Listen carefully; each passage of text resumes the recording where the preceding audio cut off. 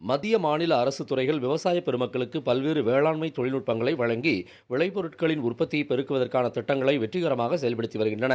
இதன் ஒரு பகுதியாக தேசிய உணவு பாதுகாப்பு இயக்கம், நாக்பூர் மத்திய பருத்தி ஆராய்ச்சி நிறுவனம், வேளாண்மை அறிவியல் நிலையம் ஆகியவை இணைந்து நடத்திய பருத்திக்கான முன்னோடி திட்டம், பருத்தி சாகுபடி தொழில்நுட்பங்கள், உழவர் பெருவிழா வேளாண்மை கண்காட்சி நாமக்கல் வேளாண்மை அறிவியல் நிலையத்தில் நடைபெற்றது.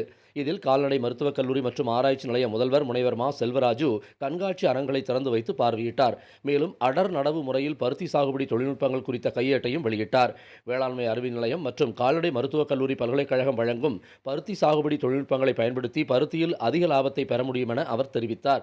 தொடர்ந்து பருத்தி சாகுபடி விவசாயிகளுக்கான உபகரணங்கள் வழங்கப்பட்டன.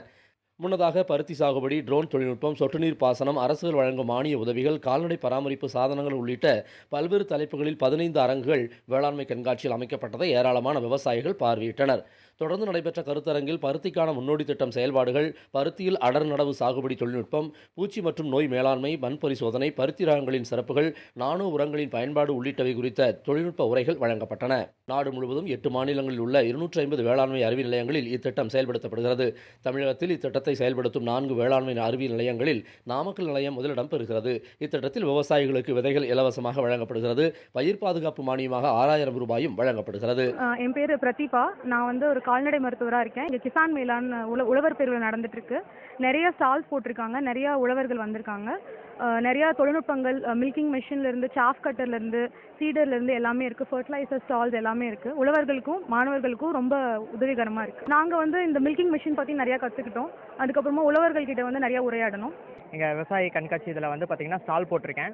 கவர்மெண்ட் பார்த்திங்கன்னா விவசாயிங்களுக்கு சிறு குறு விவசாயிகளுக்கு பார்த்திங்கன்னா 100% மானியமும், பெரு விவசாயிகளுக்கு 75% மானியம் கொடுக்குறாங்க.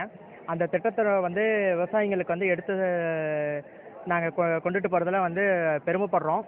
மானியத்தில் ஆட்டோமேஷனுங்கிற ஒரு சிஸ்டம் கொண்டு அதையும் இப்போ விவசாயிங்களுக்கு கொடுத்துட்ருக்காங்க. வேளாண் உற்பத்தியை பெருக்குவதால் நாட்டின் உணவு தேவை தன்னிறைவு பெறுவதற்கு இதுபோன்ற கருத்தரங்களும் உழவர் திருவிழாக்களும் முக்கிய பங்கு வகிக்கின்றன. நாமக்கல் மாவட்டத்திலிருந்து எஸ். கண்ணன்.